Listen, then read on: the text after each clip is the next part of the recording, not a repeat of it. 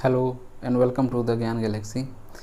क्या आपको पता है ब्लड हमारे शरीर में लगभग 1 लाख किलोमीटर लंबी रुधिर वाहिनियों में लगातार दौड़ता रहता है और ब्लड को इतनी लंबी रुधिर वाहिनी में पंप करने का काम करता है हमारा हार्ट। इसीलिए रुधिर परिसंचरण तंत्र को हृदय संचरण तंत्र भी कहते हैं। तो आइए जानते हैं कि ये हमारा रुधिर परिसंचरण तंत्र या हृदय संचरण तंत्र या कार्डियोवैस्कुलर सिस्टम क्या होता है। आज के लेक्चर में हम लोग 4 चीज़ें समझेंगे।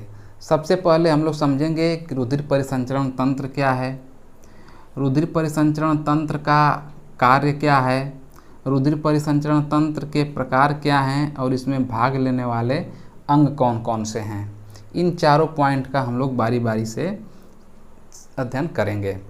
सबसे पहले हम लोग समझते हैं कि रुधिर परिसंचरण तंत्र क्या है। रुधिर परिसंचरण तंत्र में जो ये शब्द लिखा हुआ है रुधिर, इसका मतलब होता है खून। परिसंचरण में परि का अर्थ होता है चारों तरफ और संचरण का मतलब होता है दौड़ना या चलना और तंत्र का मतलब सिस्टम, यानी कि एक ऐसा सिस्टम जिसमें ब्लड चारों तरफ दौड़ता रहता है। हम लोगों के शरीर में ये रुधिर परिसंचरण तंत्र पाया जाता है। रुधिर परिसंचरण तंत्र में कुछ पाइपलाइनें होती हैं जो पूरे शरीर में बिछी होती हैं। उन्हीं पाइपलाइनों के माध्यम से ब्लड पूरे शरीर में दौड़ता रहता है। जैसे हम लोगों के देश में परिवहन तंत्र होता है, परिवहन तंत्र में कुछ पदार्थों को एक जगह से दूसरी जगह पे भेजा जाता है, कुछ वस्तुओं को एक जगह से दूसरी जगह पे भेजा जाता है। ठीक वैसा ही परिवहन तंत्र हमारे शरीर में पाया जाता है। उस परिवहन तंत्र का नाम है रुधिर परिसंचरण तंत्र। इस रुधिर परिसंचरण तंत्र में भी कुछ पदार्थों को एक जगह से दूसरी जगह यानी कि पूरे शरीर में उनका ट्रांसफ़र या परिवहन किया जाता है। तो इन पदार्थों में जल, CO2, O2, हार्मोन्स, ये सारे पदार्थ आते हैं और इनका परिवहन जो होता है इसी रुधिर परिसंचरण तंत्र के द्वारा होता है। तो आइए समझते हैं कि ये रुधिर परिसंचरण तंत्र जो है इसका कार्य क्या है, क्यों ये महत्वपूर्ण है हम लोगों के शरीर में, इसको हम लोग समझते हैं। हम लोग रुधिर परिसंचरण तंत्र को समझ चुके हैं, अब समझते हैं कि इसके कार्य क्या हैं। तो रुधिर परिसंचरण तंत्र के कार्य,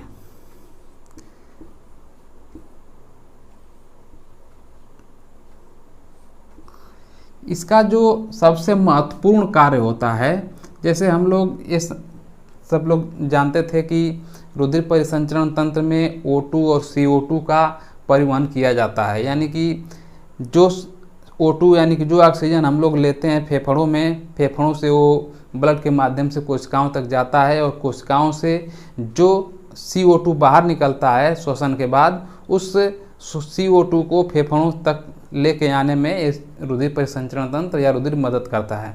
लेकिन इसके अलावा भी बहुत सारे कार्य हैं इसके। जैसे पहला कार्य है पदार्थों का वितरण। पदार्थों का वितरण, किन पदार्थों का वितरण किया जाता है हमारे रुधिर परिसंचरण तंत्र द्वारा? तो वो पदार्थ हैं भोज्य पदार्थ, भोज्य पदार्थ, लवण, जल, O2 या ऑक्सीजन और हार्मोन्स। इसके अलावा और भी कुछ पदार्थ हैं जिनका परिवहन हमारे रुधिर परिसंचरण तंत्र के द्वारा होता है। इसमें से जो भोज्य पदार्थ है, लवण है और जल है, ये 3 पदार्थ हमारे आहार नाल से ब्लड में आते हैं। आहार नाल या आहार नाल जिसमें हम लोगों का खाना पचता है, खाना पचने के बाद, भोजन पचने के बाद उसका अवशोषण होता है, वही अवशोषित पदार्थ हमारे रुधिर में आते हैं और रुधिर के माध्यम से वो पूरे शरीर में ट्रांसफ़र किए जाते हैं। तो इन पदार्थों में है भोज्य पदार्थ, लवण और जल। ये पदार्थ सबसे पहले रुधिर के पास जाते हैं या रुधिर में जाके मिल जाते हैं और रुधिर इनको लेके कोशिकाओं को ट्रांसफ़र कर देती हैं। यानी जिन कोशिकाओं को इन पदार्थों की ज़रूरत होती है उन कोशिकाओं को रुधिर के माध्यम से ये सारे पदार्थ पहुंचा दिए जाते हैं। इसके अलावा जो O2 है, ये O2 आता है हमारे फेफड़ों से। जब हम लोग सांस लेते हैं तो सांस में ऑक्सीजन लिया जाता है। वो ऑक्सीजन फेफड़ों में छोटी छोटी पतली पतली जो रुधिर वाहिनियाँ होती हैं, फेफड़ों में जो छोटी छोटी पतली पतली रुधिर वाहिनियाँ होती हैं, उन्हीं रुधिर वाहिनियों से ये ऑक्सीजन छन के रुधिर में जाता है और रुधिर में जाने के बाद ये ट्रांसफ़र हो जाता है सारी कोशिकाओं को, या जिन कोशिकाओं को इनकी ज़रूरत होती है ये रुधिर उनको पहुंचा देता है। इसके बाद जो हार्मोन्स है, ये हार्मोन्स आता है हमारे शरीर में अंतःस्रावी ग्रंथियों से। अंतःस्रावी ग्रंथियां जो हमारे शरीर में मौजूद होती हैं, इन अंतःस्रावी ग्रंथियों का जब स्रावण होता है तो उसमें से हार्मोन्स निकलते हैं। वही स्रावित हार्मोन्स रुधिर में जाते हैं और रुधिर के माध्यम से हमारे शरीर के उन भागों में पहुंचाए जाते हैं जहां पे उनकी ज़रूरत होती है। तो इनका भी परिवहन करता है हमारा रुधिर परिसंचरण तंत्र। यानी कि ये पदार्थ यानी कि हार्मोन्स भी पहले रुधिर में आता है और रुधिर से ये कोशिकाओं को ट्रांसफ़र किया जाता है। तो सबसे पहला और सबसे महत्वपूर्ण कार्य जो रुधिर परिसंचरण तंत्र का है वो है पदार्थों का वितरण। रुधिर परिसंचरण तंत्र का जो दूसरा और महत्वपूर्ण कार्य है वो है यूरिया और CO2 का उत्सर्जन करना। यूरिया का और CO2 का, ये दो पदार्थ जो होते हैं हमारे शरीर में कहाँ से आते हैं, यूरिया और CO2। सबसे पहले हम लोग इसको जानते हैं कि ये पदार्थ हमारे शरीर में आते कहाँ से हैं। तो इसमें से जो यूरिया होता है, यूरिया का निर्माण हमारे लीवर में किया जाता है। लीवर अमोनिया से यूरिया का निर्माण करता है। जब यूरिया का निर्माण लीवर करता है, इसके बाद लीवर से ये रुधिर में ट्रांसफ़र होता है और रुधिर के माध्यम से ये यूरिया जाता है किडनी के पास। यानी कि ये यूरिया जो है सबसे पहले लीवर में बनता है और वहाँ से जाता है रुधिर में, और रुधिर के माध्यम से ये पहुँचता है किडनी में पहुँचता है और किडनी में इस यूरिया को छान करके बाहर कर दिया जाता है। छानने के बाद इसको बाहर कर दिया जाता है। इसके बाद जो CO2 है, CO2 हमारे शरीर में कहाँ से आता है, तो हम लोग जानते हैं कि जब श्वसन की क्रिया होती है तो ऑक्सीजन हम लोग अंदर लेते हैं और CO2 बाहर करते हैं। तो ये CO2 जो होता है, जब हमारे शरीर की कोशिकाएं जब कोशिकीय श्वसन की क्रिया करती हैं तो उसमें CO2 बाहर होता है और वो CO2 कोशिकाओं से आता है हमारे रुधिर में। यानी कि सारी कोशिकाएं जब कोशिकीय श्वसन की क्रिया करती हैं तो उसमें CO2 बाहर निकलता है और ये आता है रुधिर में, और रुधिर से ये पहुंचता है फेफड़ों में जाता है, और फेफड़ों में जब पहुंच जाता है उसके बाद जैसे हम लोग सांस छोड़ते हैं, उसी सांस के माध्यम से, सांस के हवा के माध्यम से ये हमारे शरीर से बाहर चला जाता है। तो उत्सर्जन में जो पदार्थ हमारे शरीर के उपयोग लायक नहीं होते हैं उन पदार्थों को शरीर से बाहर का रास्ता दिखाया जाता है। तो ये सिस्टम होता है और इसी सिस्टम के द्वारा हमारा शरीर के अंदर के जो क्रियाएं होती हैं वो गतिशील होती हैं और पूरी सारी प्रक्रियाएं पूरी की जाती हैं। रुधिर परिसंचरण तंत्र का जो तीसरा कार्य होता है वो है समस्थैतिकता। तीसरा कार्य है समस्थैतिकता।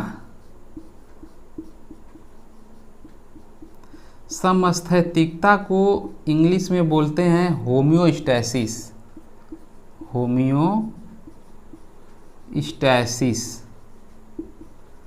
होम्योस्टैसिस। ये होम्योस्टैसिस क्या होता है? हमारे शरीर का तापमान, pH और रासायनिक संयोजन, ये सारी चीज़ें संतुलित अवस्था में होनी चाहिए। यानी कि जब हमारा रुधिर परिसंचरण तंत्र इन सारे पदार्थों का वितरण करता है और इन सारे पदार्थों का जब उत्सर्जन करता है, इस क्रिया में हमारे शरीर का पीएच और तापमान नियंत्रित हो जाता है। पीएच और तापमान के साथ ही साथ जो रासायनिक पदार्थ होते हैं वो भी एक अस्थायी संतुलन की अवस्था में हो जाते हैं। तो हमारे शरीर के अंदर का पीएच, तापमान और रासायनिक संयोजन जब अस्थायी संतुलित अवस्था में हो जाता है तो उसी को कहते हैं होम्योस्टैसिस। और इस होम्योस्टैसिस को हमारा रुधिर परिसंचरण तंत्र प्राप्त करता है, यानी कि हमारे शरीर का जो ये अस्थायी संतुलन की जो अवस्था होती है वो हमारा रुधिर परिसंचरण तंत्र प्राप्त करता है। तो ये तीसरा कार्य है हमारे रुधिर परिसंचरण तंत्र का। जो चौथा कार्य रुधिर परिसंचरण तंत्र का वो है उत्सर्जित पदार्थों का या अपशिष्ट पदार्थों का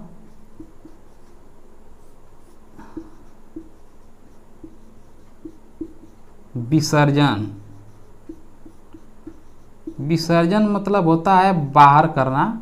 जैसे उत्सर्जित पदार्थों को बाहर किया जाता है, वैसे ही जो अपशिष्ट पदार्थ होते हैं, तो ये अपशिष्ट पदार्थ कहाँ से आते हैं? ये अपशिष्ट पदार्थ हमारे कोशिकाओं से ही आते हैं। हमारे शरीर की कोशिकाएं कुछ अनावश्यक पदार्थों को बाहर निकालती हैं, यानी कि CO2 के अलावा भी कुछ ऐसे पदार्थ होते हैं जो हमारे कोशिकाओं के अंदर नहीं रहते, यानी कि उन कोशिकाओं में कोई आवश्यकता नहीं होती है। तो इन सारे पदार्थों को हमारे शरीर की कोशिकाएं रुधिर में भेजती हैं और रुधिर के माध्यम से ही वो हमारे शरीर से बाहर किए जाते हैं। इसके अलावा जो अगला कार्य है वो है प्रतिरक्षा तंत्र में सहयोग। प्रतिरक्षा तंत्र में सहयोग। प्रतिरक्षा तंत्र क्या होता है? सबसे पहले हम लोग समझते हैं कि प्रतिरक्षा तंत्र क्या होता है। तो हमारे शरीर में एक इम्यूनिटी सिस्टम पाया जाता है, यानी कि प्रतिरक्षा तंत्र पाया जाता है। इसका कार्य ये होता है कि जब कोई बाहरी बैक्टीरिया, वायरस हमारे शरीर में जब प्रवेश करता है तो ये प्रतिरक्षा तंत्र एक्टिव हो जाता है और उस वायरस और बैक्टीरिया को मार के गिरा देता है या फिर उसका भक्षण कर जाता है। ये हमारे शरीर में पहले से ही इम्यूनिटी सिस्टम मौजूद होती है। तो इस रुधिर परिसंचरण तंत्र से क्या लेना देना है? इसका रुधिर परिसंचरण तंत्र से इस तरह लेना देना है, जैसे मान लीजिए कि हमारे पैर के किसी हिस्से में चोट लग गई या कहीं से कोई हिस्सा कट गया, तो उस कटे हुए हिस्से से कोई भी बैक्टीरिया और वायरस हमारे शरीर के अंदर आ सकता है। यानी कि उस जगह से हमारे शरीर में प्रवेश करना उन जीवाणुओं के लिए और विषाणुओं के लिए बहुत आसान हो जाता है। तो ये रुधिर परिसंचरण तंत्र उन इम्यूनिटी सिस्टम की कोशिकाओं को अपने साथ, यानी कि रुधिर के साथ उस जगह पे भेज देती हैं जहाँ का हिस्सा कटा हुआ होता है।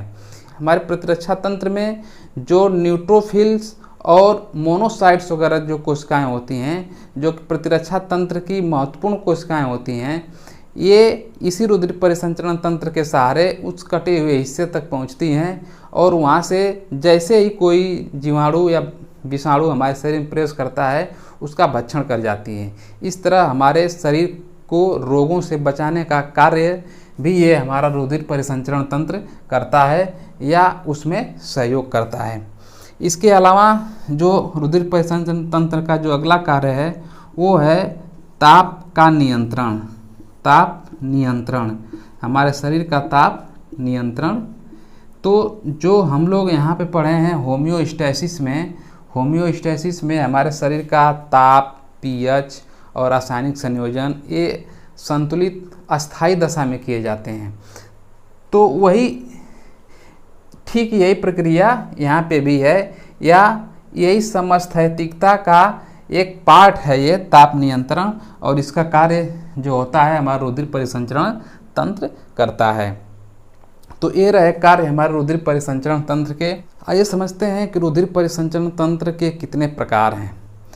तो हमारे धरती पे बहुत सारे जीव पाए जाते हैं।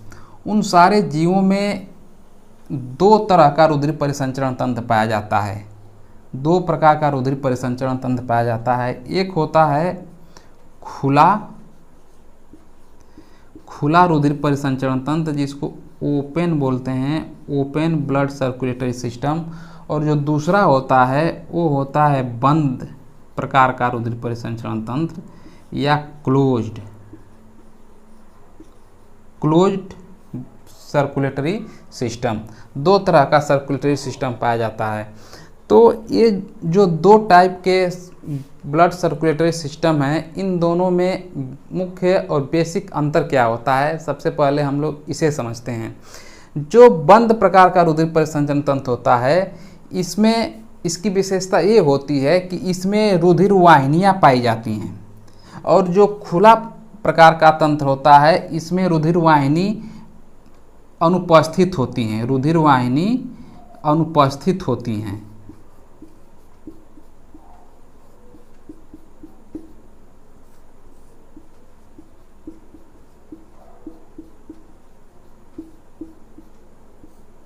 सबसे मुख्य और बेसिक अंतर दोनों में यही है कि बंद में रुधिर वाहिनी पाई जाती है और खुले प्रकार में रुधिर वाहिनी नहीं पाई जाती है।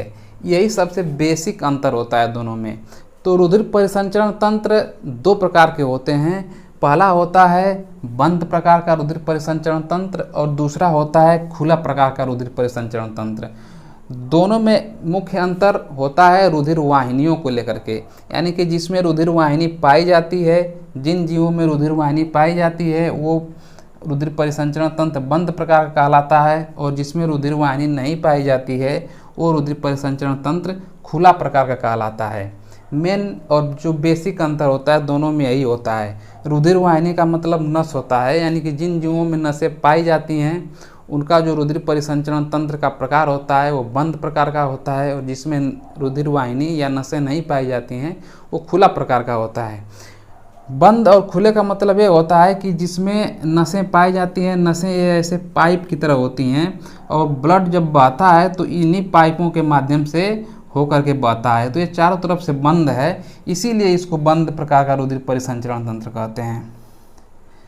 और जो खुला रुधिर परिसंचरण तंत्र होता है, इसमें अगर कोई जीव है तो इसमें किसी तरह का कोई पाइपलाइन नहीं पाई जाती है, और जो ब्लड का जो फ्लो होता है वो पूरे शरीर में एक तरफ से दूसरे तरफ होता है।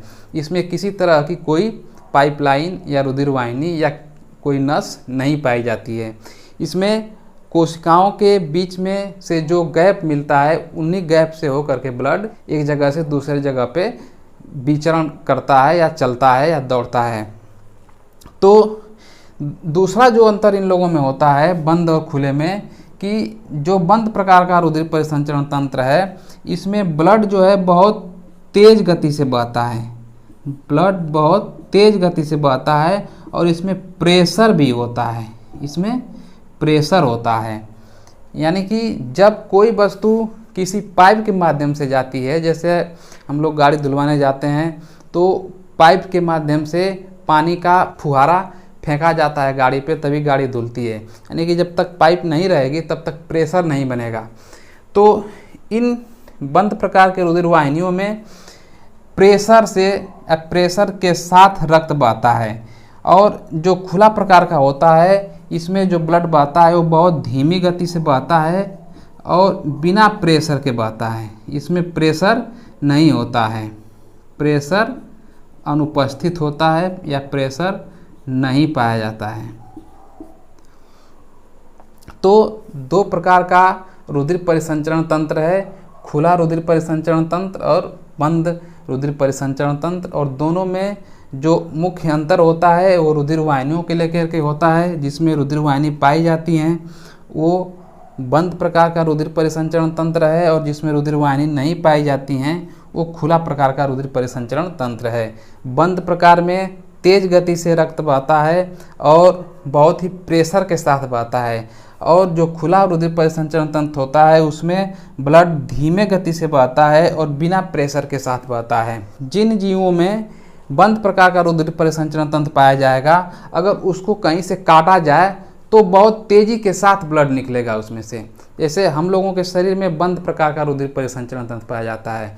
अगर शरीर का कोई हिस्सा कट जाए तो बहुत तेज़ी से ब्लड फेंकेगा, लेकिन जिन जीवों में खुला प्रकार का रुधिर परिसंचरण तंत्र पाया जाता है उसमें अगर उस जीव को कहीं से भी काट दें तो उतना तेज गति से ब्लड नहीं फेंकेगा जितना कि इस बंद प्रकार के जीवों में फेंकता है। अब हम लोग इसमें उदाहरण देख लेते हैं। तो बंद प्रकार का जो रुधिर परिसंचरण तंत्र वाले जीव होते हैं इसमें एनेलिडा संघ के प्राणी आते हैं। एनेलिडा या केंचुआ जिसको बोलते हैं, केंचुआ वगैरह में, और सभी कशेरुकियों में, सभी कशेरुकियों में ये बंद प्रकार का रुधिर परिसंचरण तंत्र पाया जाता है। लेकिन जो खुला रुधिर परिसंचरण तंत्र होता है ये कुछ कीटों में पाया जाता है या सभी कीटों में पाया जाता है, मकड़ी में पाया जाता है, तिलचट्टा में पाया जाता है, और मोलस्का संघ के जो प्राणी होते हैं, मोलस्का संघ के उन प्राणियों में भी पाया जाता है। मोलस्का का मतलब कि घोंघा, सीप वगैरह जो प्राणी हैं इस संघ के, उन जीवों में भी ये खुला रुधिर परिसंचरण तंत्र पाया जाता है। इसके बाद हम लोग समझते हैं कि रुधिर परिसंचरण तंत्र में भाग लेने वाले अंग कौन कौन से हैं। तो रुधिर परिसंचरण तंत्र में 3 अंग भाग लेते हैं। पहला जो अंग है वो है हृदय। हृदय भाग लेता है रुधिर परिसंचरण तंत्र में। दूसरा जो होता है रुधिर,